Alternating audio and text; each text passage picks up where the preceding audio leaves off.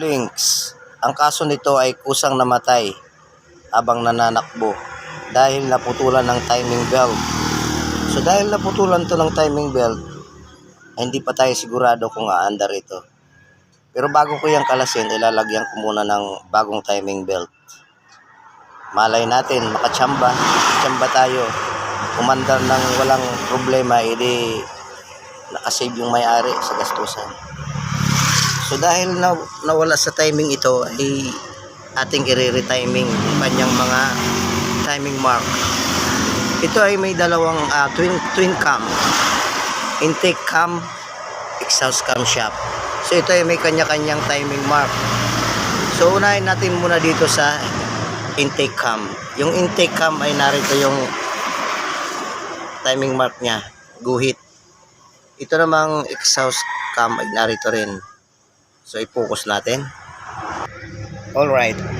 Itong dalawang camshaft ay may nag-iisang timing mark. Itong exhaust camshaft ay narito yung timing mark niya.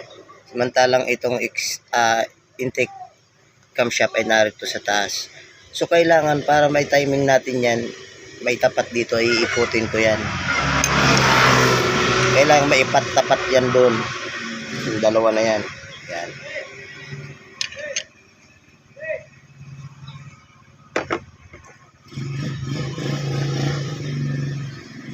Yan. Ngayon ay tapat na natin. Silipin naman natin itong cam follower. Valve lifter. Itong dalawang valve lifter na intake ay kailangan na iikot yan. So ayan, naiikot natin.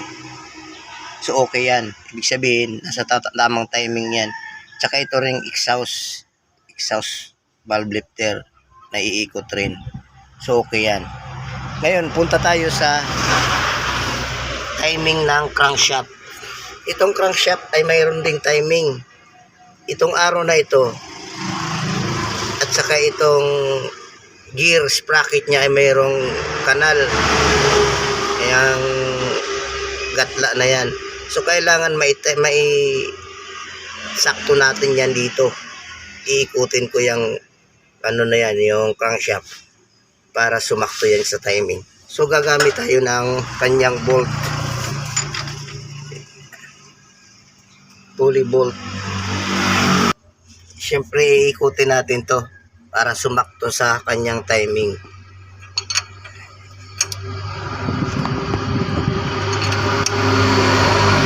Yon. So ayun, silipin natin. So yan, bali naka-timing na yan. Okay na.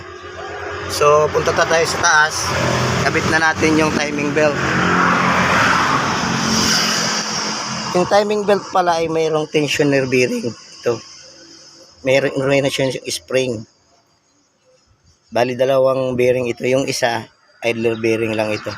Ang mag-iigpit dito ay itong tensioner bearing, itong may spring. Bali ang tensioner bearing ay nakasipa or naka-tension pa ito.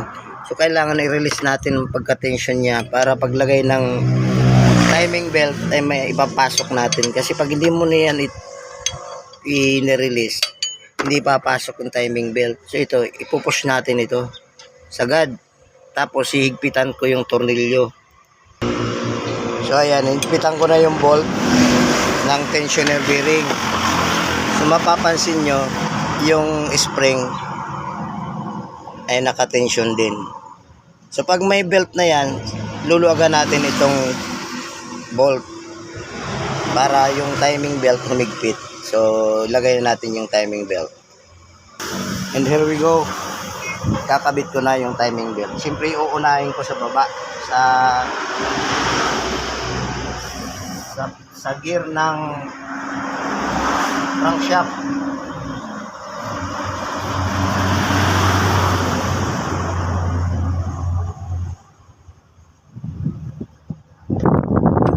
So naka-timing yung sa naka-top dead center yung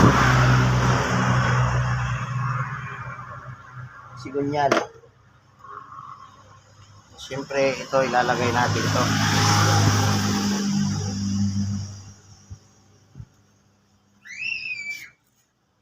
Kailangan dito hindi lawlaw yung belt. Kailangan sakto lang siya. Kasi pag lawlaw o maluwag yung belt, hindi yung pwede. Wala yun sa timing. So yan, mahigpit siya.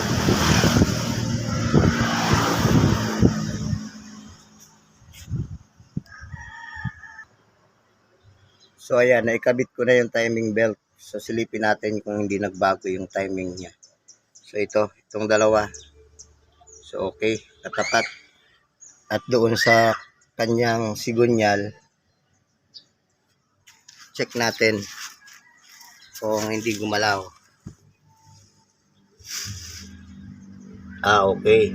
Tapat siya sa arrow.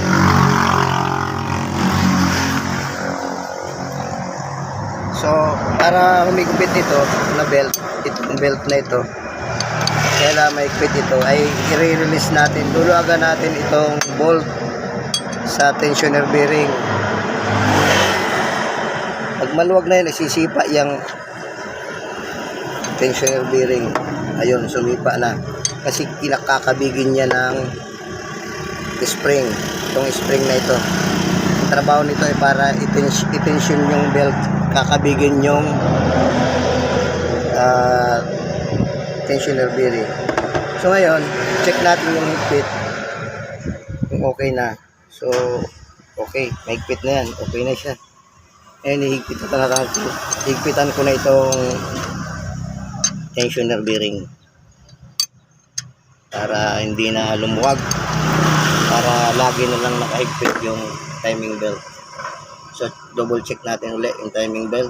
So okay, yung timing okay, yung tension ng belt kabilaan, tingnan natin, okay.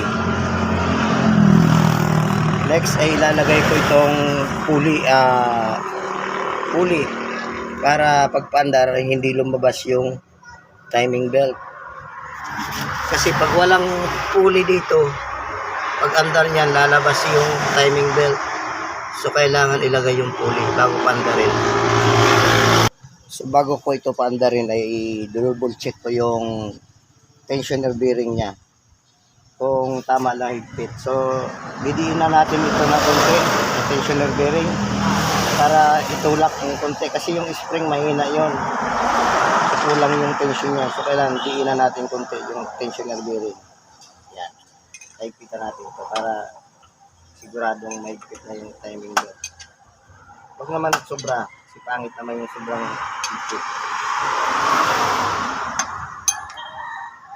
So ayan. Ayan ang tamang tension ng timing belt. So nailagay ko na yung kabitan ng pulley, yung stopper ng belt para hindi lumabas.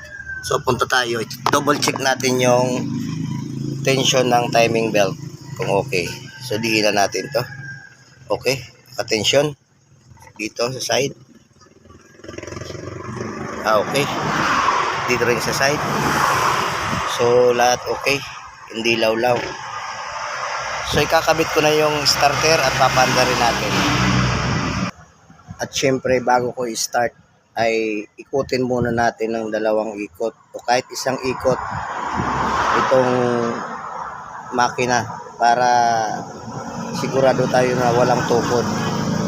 So mano-manong ikot lang muna.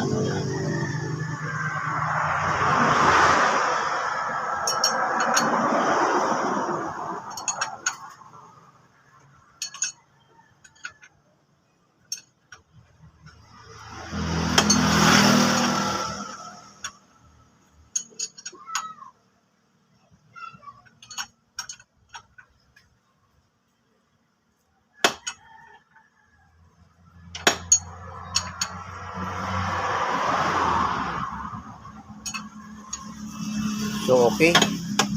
So far wala namang tukod siya. Okay naman ikutin. Ikakabit ko na muna itong engine support kasi papaandar. Hindi pwedeng walang engine support. Tinanggal ko ito kasi nagkabit ng timing belt. Nagkabit ng timing belt. Hindi mo tinanggal.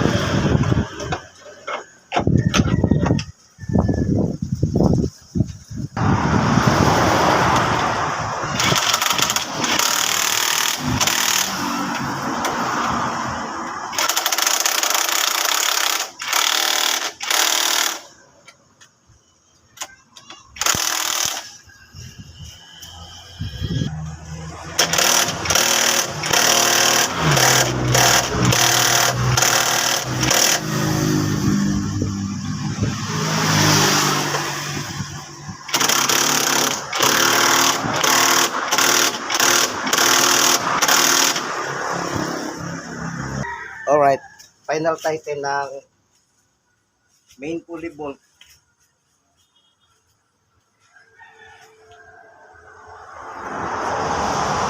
So, okay na yan. Higpit na. Okay. Is yung coil para mapandar.